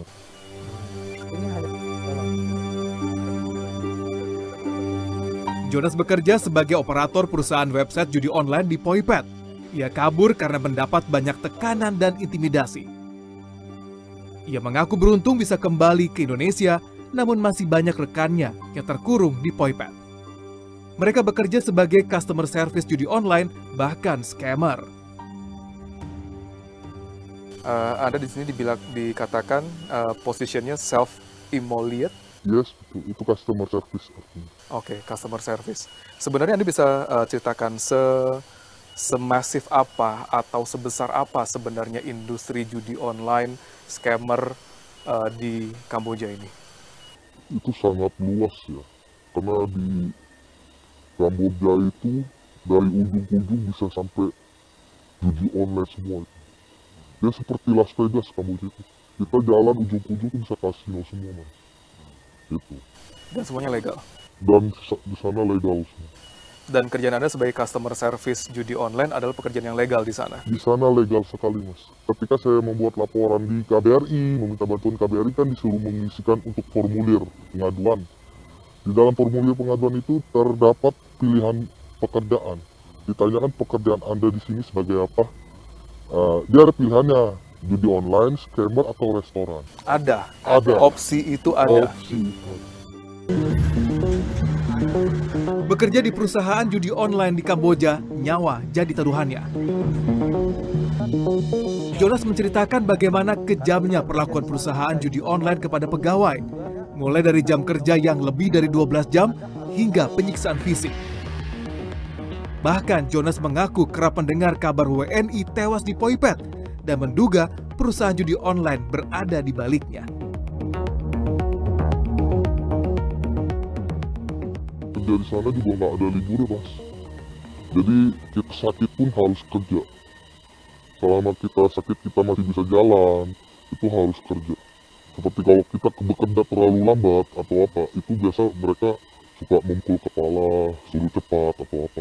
Apakah Anda pernah melihat ada kekerasan fisik yang dialami oleh rekan kerja Anda di sana, oleh bos ataupun para... Kalau untuk kekerasan fisik teman saya pernah, cuman berbeda web dengan saya.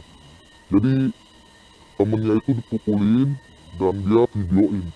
Sama teman saya di videoin habis itu teman saya dipukulin sampai mukanya nggak berbentuk sampai habis. Laporan ke polisi dan malah teman saya yang dipenjara. Banyak kasus yang Anda tahu orang Indonesia dihilangkan di Kamboja? Itu banyak. Kasus yang Anda dengar seperti apa? Seperti saya, depan mes saya kan ada danau, saya waktu kerja. Itu pernah berapa kali pagi-pagi saya keluar dari mes, itu ada mayat orang Indonesia mengambang di danau itu dengan kepala yang berlubang. Ditembak. Jonas menyebutkan satu fakta yang cukup mengagetkan. Bos judi di Poi-Pet Kamboja ternyata didominasi warga negara Indonesia. Anda mengatakan ada bos Anda di sana. Bos Anda orang Kamboja atau orang di wilayah Asia Tenggara atau orang Indonesia sebenarnya yang menjadi bos Anda di sana? 80% bos judi online di sana orang Indonesia semua. Orang Indonesia semua. 80%. Candu judi online dari Indonesia. Menurut polisi, terjadi peningkatan jumlah kasus kejahatan judi online di Indonesia.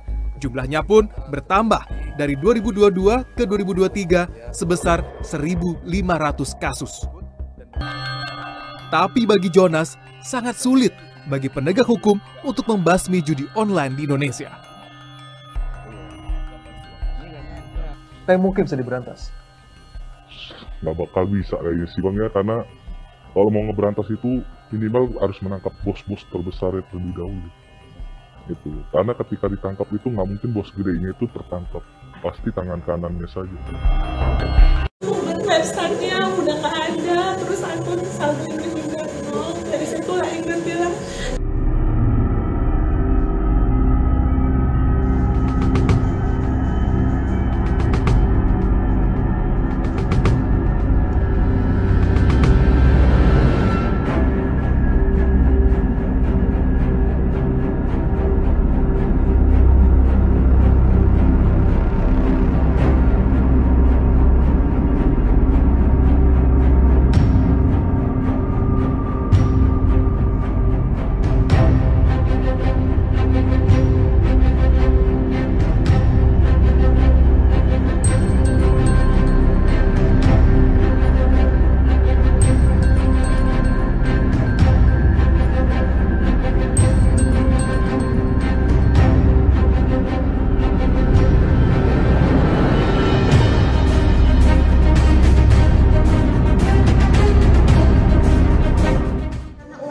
udah 100 juta lebih di rekening penipu tersebut.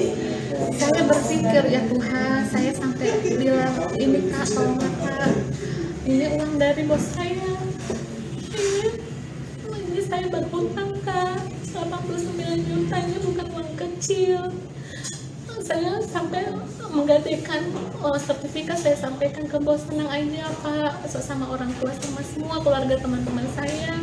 Uang ini 1 menit akan kembali. Seperti tadi pagi saya menjual, saya bilang nanti karena kalau tidak kembali, Ingrid yang akan bertanggung jawab, Ingrid yang akan menggadaikan apa misalnya rumah, atau Ingrid akan bertanggung jawab. Yang penting uang yang udah masuk itu bisa kembali. Ingrid sampaikan kepada admin sama supervisor, tolong Kak, ini adalah hutang Kak. Ingrid nggak tahu lagi, ini udah malam Kak, orang tua Ingrid udah nggak ada uangnya Kak. Ingrid nggak bisa lagi nih, saldo Ingrid udah buka, Ingrid nggak bisa lagi Ingrid sama siapa Kak. Ingrid udah sampai bilang, tolong Kak, atau uang saya aja lah dikembalikan Kak. Tidak bisa, malah mereka makin menekan, uang Anda akan hangus, akun Anda di kripto akan diblok dan Anda akan dikeluarkan dari grup. Nah, betul saja Anda setelah Indo transfer yang 69 juta itu, kemudian mereka langsung membekukan grup itu dan grup Messi itu langsung dihapus. Dan akunnya itu udah hilang, itu nggak bisa lagi bertanya sama akun-akun itu udah jam 1 dini hari, itu udah jam 00.30 sekian itu sampai tolonglah Kak, udah uang nggak ada lagi sama orang yang lain, orang tua, keluarga, teman, bos ini pinjam Kak, tolong dikembalikan. Sampai tanggal 1 Mei kebetulan itu hari libur kan, hari buruh, Ingat baru tahu di situ akunnya udah nggak ada lagi. Habis itu websitenya udah nggak ada, terus akun saldo Ingrid juga nol. Dari situlah Ingrid bilang, Ingrid ancam mereka, ini saya viralkan ini kasus kalian ini penipuan, kalian berjanji akan mengembalikan uang Ingrid. Saya sudah bilang, tolong saya hanya mau uang saya kembali, nggak usah saya deposit cashback itu, nggak perlu, hanya uang itu aja lah, sampai darah saya pun saya bisa jual, ginjal saya total pun, yang penting uang saya kembali.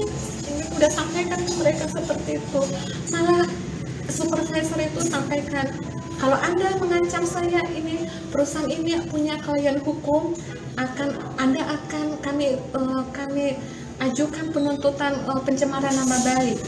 Padahal yang dirugikan adalah saya, tapi saya malah diancam, dan kemudian akun mereka memang betul-betul saya cek, nomor mereka sudah tidak aktif, kemudian yang bisa dihubungi anggota grup itu tidak respon.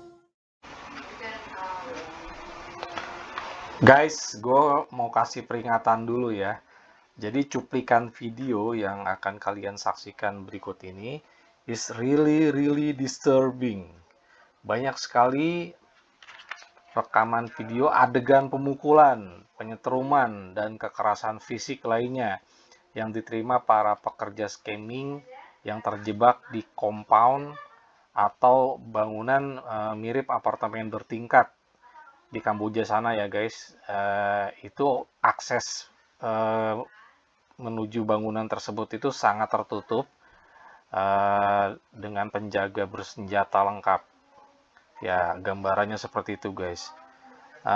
Jadi ini cuplikan videonya very graphic, is really violent. Nah, kenapa gua upload potongan-potongan video yang kayak gitu? Jadi maksudnya adalah supaya kalian tahu dan percaya guys bahwa sindikat scammer yang sejauh ini sudah banyak makan korban masyarakat Indonesia. Bahkan tadi ya sudah gua banyak bahas ya, total kerugiannya itu mencapai miliaran rupiah. Itu pusatnya memang di Kamboja. Ya, tiada lain tiada bukan, pusatnya di Kamboja.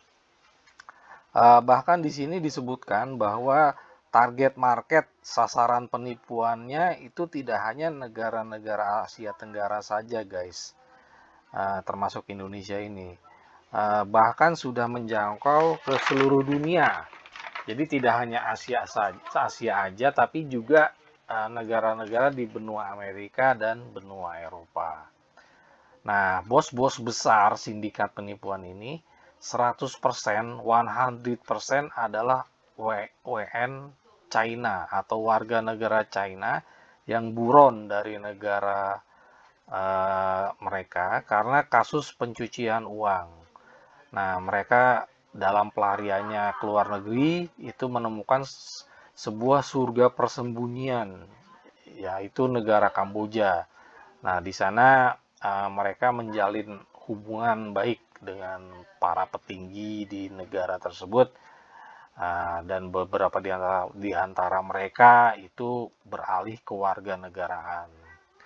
Nah, masyarakat RRC sendiri pun ya, negara Cina sendiri pun itu banyak yang menjadi korban sindikat keji dan sadis ini, baik sebagai sasaran penipuannya ataupun yang dijadikan sebagai cyber slave atau budak belian. Nah, di sini Kamboja sebagai salah satu negara yang paling korup di dunia itu para pejabat tinggi di sana guys, bahkan sampai kepada Perdana Menterinya sekalipun yang namanya Hun Sen, itu mereka semua banyak menerima uang suap atau bribery dari buronan Cina pelaku pencucian uang tersebut. Ya, nah di sini banyak gedung-gedung apartemen megah di seantero Kamboja itu adalah proyek-proyek besar yang didanai duitnya itu dari para buronan pencucian uang tersebut guys. Jadi mereka menempatkan nama para pejabat tinggi Kamboja. Ya nanti akan kalian ketahui nama-namanya di cuplikan videonya itu sebagai Dewan Komisaris pembangunan proyek besar apartemen atau compound tersebut. Nah, di antara nama-nama itu salah satunya adalah sosok yang namanya Hun To yang merupakan keponakan dari Perdana Menteri Hun Sen. Ya, ini ada satu pertanyaan yang cukup menggelitik ya guys. Jadi kenapa tidak ada satupun orang Kamboja asli atau warga negara Kamboja yang jadi korban human trafficking, yang dijadikan sebagai pekerja paksa, budak belian, online scamming di negara ini, gitu kan? Nah, nanti bisa kalian lihat itu disebutkan di sini budak kerja paksa korban human trafficking itu biasanya berasal dari ya yang banyak dibahas itu dari Cina ya, dari Cina. Terus ada beberapa negara Asia lain korban human trafficking itu dari Thailand, Vietnam, dan dari negara kita sendiri Indonesia. Tapi nggak ada satupun orang Kamboja, nggak ada satupun guys orang Kambojanya itu nggak ada. Oke. Nah kemudian di sini juga jadi menurut gue ya ini gue paparkan dulu lah. Jadi polisi di Kamboja itu mereka seolah-olah tutup mata guys. Kalau ada pekerja scamming yang berhasil melarikan diri dan ingin minta perlindungan, itu yang sering terjadi adalah polisinya tuh ngadu ke pihak pengelola gedung atau compound management kalau ada karyawannya yang melarikan diri. Nah, ujung-ujungnya bukannya dia orang malah dapat perlindungan polisi, tapi dibalikin lagi guys ke neraka compound tersebut. Nah, di sana disiksa habis-habisan oleh supervisornya gitu kan. Nah, jadi ya sungguh sadis lah kalau kita lihat nanti cuplikan video penyiksaannya itu sungguh sadis dan sangat tidak berperi kemanusiaan sekali guys. Ya sangat sadis lah guys. Nah jadi menurut gue tuh sangat sulit bagi pemerintah Indonesia kalau memang mereka berniat untuk menyelamatkan para TKI kita di sana yang sudah jadi korban human trafficking, itu sangat sulit kalau melalui jalur diplomatik. Nggak mungkin guys, karena ya kan tadi udah gue paparkan pejabat di sana tuh udah dibeli guys sama bandar-bandar, cukong-cukong, bos-bos besar, scamming online dan ya judi online juga gitu loh. Nah jadi asumsi gue nih si Perdana Menteri Hun Sen tersebut dan jajaran kabinetnya, menteri-menterinya, termasuk juga aparat kepolisian sekalipun, pejabat-pejabat kepolisian di sana, itu mereka semua sebetulnya udah tahu gitu kalau compound atau bangunan apartemen megah yang tersebar di negaranya adalah kantor operasional scamming online dan judi online. Oke, kalau untuk judi online mungkin di sana ilegal ya, tapi kan scamming itu suatu kejahatan guys. Setahu gue scamming itu bahkan di negara Kamboja sendiri itu sebenarnya ya ilegal gitu. Ditambah lagi ini adanya praktek human trafficking, di mana para karyawan scamming dan judi online tersebut itu dijadikan sebagai budak belian dan diperlakukan secara sangat tidak manusiawi, seperti itu guys. Ya, jadi di sini ya sulit lah kalau pemerintah Indonesia lewat jalur diplomatik gitu kan, mencoba membebaskan ya tadi gue kasih contoh istrinya Ahmad Zaini yang masih terjebak di sana dengan 4 orang temennya yang lain, itu sulit kalau melalui jalur diplomatik. Seperti itu guys. Jadi pejabat-pejabat di Kamboja itu mereka semua tuh dapat cipratan uang dalam jumlah yang sangat besar. Ya udah banyak kita ketahui omset transaksi scamming dan judi online yang dioperasikan para bandar di Kamboja itu bisa mencapai ratusan bahkan mungkin ribuan triliun ya omset. Itu suatu omset dalam jumlah yang sangat besar ya guys. Oke. Nah, inilah yang menjadi alasan bagi gua kenapa pemerintah Indonesia perlu mempertimbangkan opsi agresi militer atau invasi militer ke negara Kamboja. Ya, ini ya mungkin bisa jadi bahan pertimbangan juga nih. Sudah banyak sekali Pak TKI yang jadi korban human trafficking, itu hidup mereka bagaikan raka bekerja di Kamboja sana. Ya, mereka tinggal di compound, kamarnya tertutup gitu kan, nggak pernah ngelihat matahari, nggak boleh keluar bangunan gedung sama sekali gitu, bener-bener tinggal di dalam ruangan terus 24 jam guys. Oke, nah itu dari sisi TKI-nya. Nah, kalau dari segi korban masyarakat Indonesia sendiri, itu kan ya kita sudah tahu lah, sudah banyak korban scamming yang tadi penipuan berkedok kerja paruh waktu ya kan secara online, kemudian juga pecandu-pecandu judi online ya kan, yang hidup mereka hancur berantakan karena kecanduan judol, harta mereka terkuras habis, mereka terlilit hutang dari sana sini, termasuk hutang pinjol. Ya itu tadi, karena masyarakat kita itu sudah banyak yang jadi korban, mereka tergiur untuk deposit main judi online atau bertransaksi di cryptocurrency yang berkedok pekerjaan paruh waktu tersebut guys. Oke, tanpa berpanjang kata lagi, mari kita saksikan saja cuplikan videonya.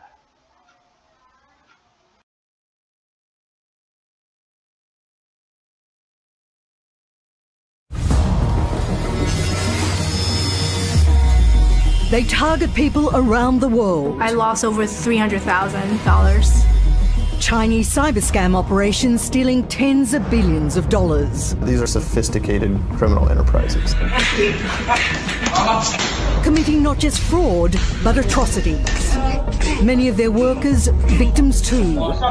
Trafficked, enslaved, and forced to scam. 然后大概有2、3千人左右。因为在里面，经常呢，你干不好他就打你，他用电棍电你。Even children. 就当着大家的面去做，不会私下处理啊什么什么的。Southeast Asia's Cambodia is a hotbed of these criminal enterprises. 101 East talks to victims of global scam operations and investigates the Chinese companies behind them and their links to the Cambodian money, basically all my savings that I saved up to open up my own business. This 33-year-old, we'll call Melissa, lives in the United States. During COVID, working from home and alone, she fell victim to a cyber scam. I was just looking for a fun date. Melissa swiped right when she saw Zi Zhao on dating app Hinge in August 2021. Using stolen photos of a Taiwanese actor, the man claimed he was Chinese, an architect, and stranded in the United States because of the pandemic. This is another project he was supposedly working on. He was cute. He would share pictures of his dog, videos of like where he went on vacation. We text literally morning to night, every day. It was very, very believable.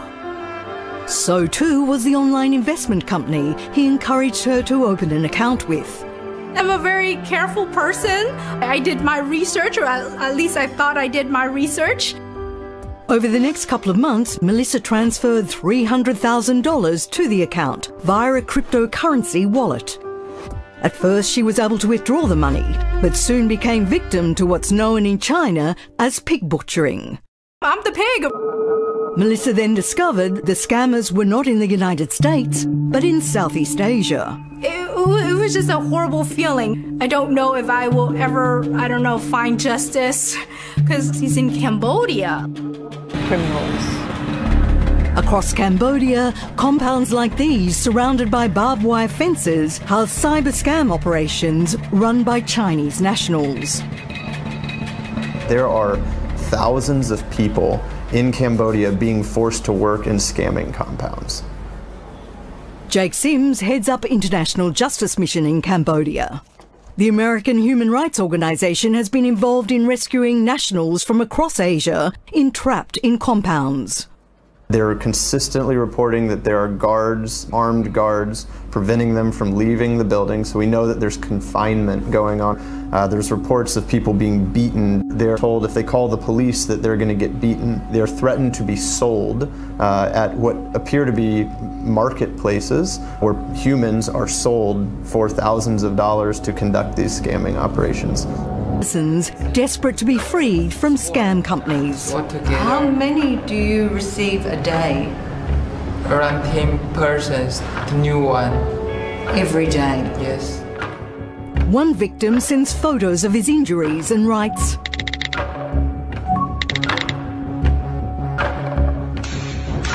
then there's videos of abuse. Lou says he receives them directly from victims inside the scam industry or finds them posted in social media group chats. And he's got handcuffs. They're shocking. But they capture a reality Lou says he knows firsthand. 就给别人看看市场，然后看看票就可以了，就这样。然后每个月1万多吧，然后到时候2个月左右就可以回国了。 But on arriving at the company, he discovered he'd been sold to a scam syndicate. 我们已经给了1万2了，然后他说我已经给了你就要赔啊。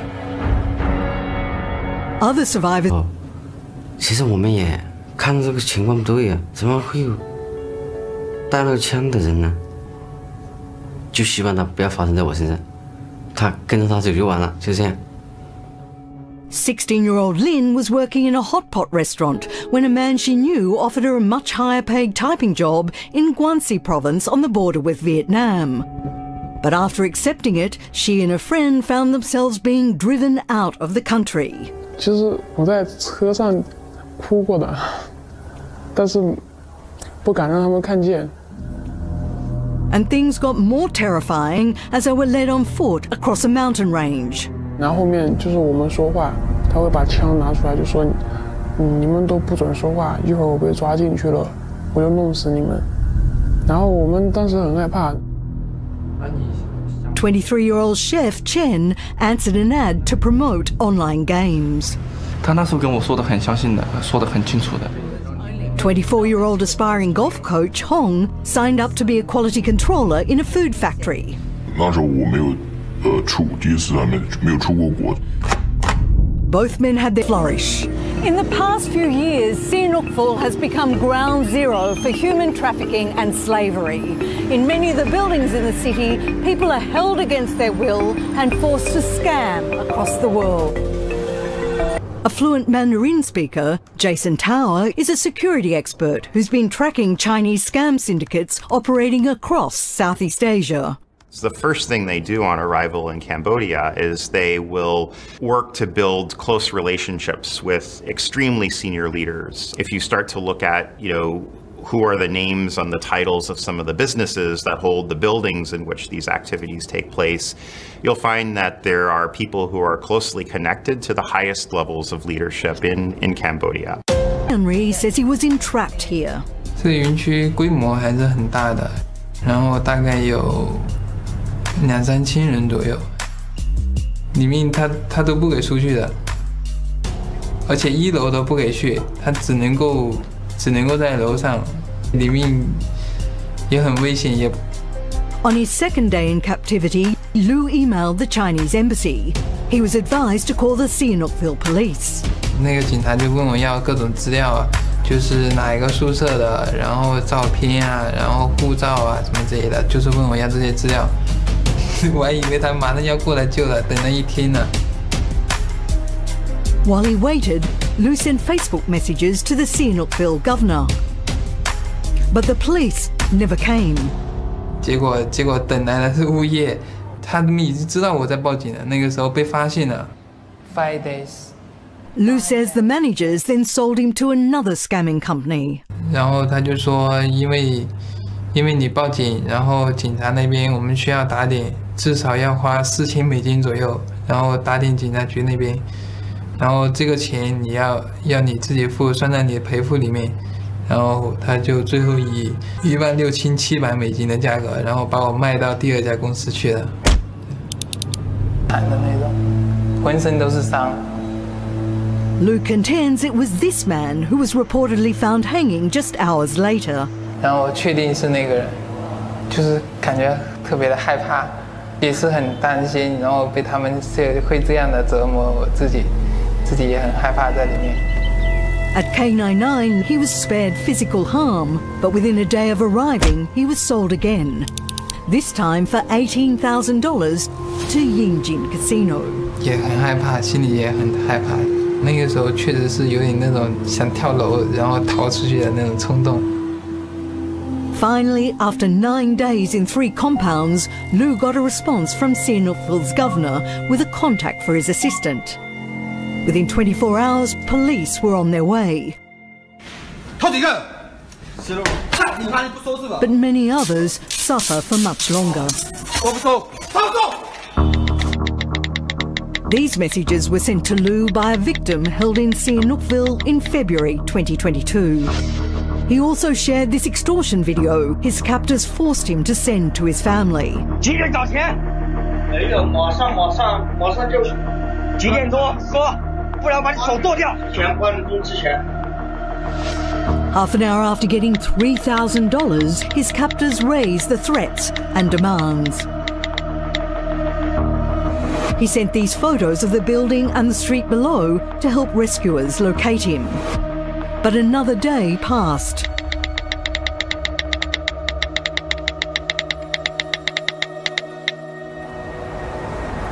So this is the shop front that the man photographed, and this is the compound. 大概是200多人这样子，因为在里面，经常呢你干不好他就打你，他用电棍电你。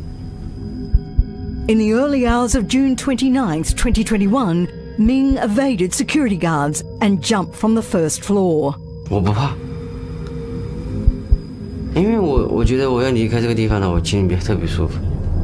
But he landed badly, seriously injuring himself. 但是我努力的要站起来，我的这个地方下半身不受我的控制，我也担心我会死在那里。Ming was saved by a passing tuk-tuk driver who took him to the hospital. 既有害怕吧，因为人生自由控制，因为你这样转来转去的，你的身价值会越来越高。你想这时候什么才能把这赔付给清了，才能回国？ He spent most time in this Chinatown compound known as Jinshui. It's owned and developed by Yunnan Jincheng Group, headed by Chinese-born, now Cambodian national, Dong Lechung. Frequently seen with the Prime Minister Hun Sen, in 2008, Dong was convicted of money laundering in China. Since then, he's been at the centre of multiple bribery cases there. despite the fact that he had been involved in giving those bribes, somehow he never had to really serve time. He then sort of seems to have shifted and moved off to Cambodia. In Cambodia, Dong Le Chung's done business deals with Senator Kok An's relative, Ritti Ruxmai, and is not only involved in major development projects like this one, but also heads up a bank and an airline. In 2018, he provided a luxurious jetliner to fly Hun Sen and his entourage to a UN General Assembly meeting in New York. I guess offering perks like this certainly is one way to develop a business in a country where rule of law is not so present. Hong's first stint at Dong Le Chung's Jinsui compound saw him confined to this building.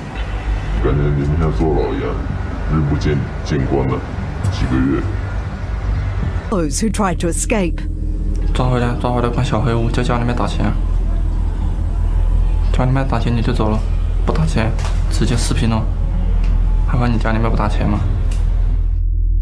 So what is the owner of the zone providing? I mean, you might even call it a special criminal zone in that they're providing a place beyond the rule of law. They're providing a place where people who want to be involved in all sorts of fraud or other illicit activities can safely base themselves, right? They're not the ones actually perpetrating the crimes. They're just trying to provide a good environment for the criminals. The buses at the compound bear the signage of Chinese conglomerate Hung He. Tri Piep is a company chairman. 我下飞机，他过来接我的时候就写的是恒河集团。他们园区叫恒河园区。 Hong was sold to a company here from Sihanoukville's infamous KB compound. KB and Hung He are intimately entwined. They share directors. China-born, now Cambodian citizen with a new name, Chen Alen, is a director of KB and numerous Hung He companies. So too was Su Zhongjian, who also had other businesses with KB directors, Senator Kok An's son-in-law, Ritti Samnang, and fugitive Zhu Aimin.